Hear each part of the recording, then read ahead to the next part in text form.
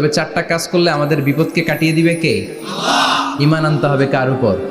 জোরে বলেন।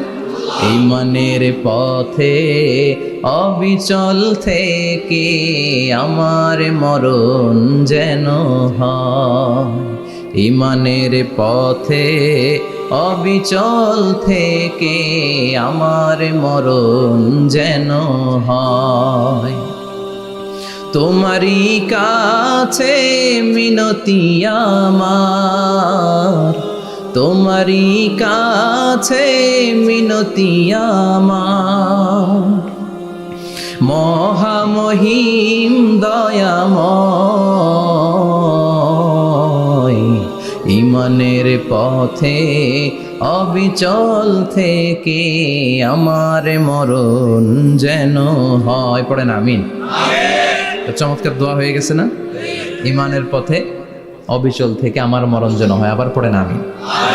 তো যেই ইসলামী সঙ্গীতগুলোর নাশিদগুলোর কথামালা সুন্দর, এগুলো আপনারা গাবেন, এগুলো হৃদয়কে টাচ করে। যেগুলো হৃদয় থেকে লেখা হয় এগুলো হৃদয়কে টাচ করে। যেগুলো হৃদয় দিয়ে বলা হয় এগুলো মানুষের অন্তরে যে টাচ করে, ঠিক কি না?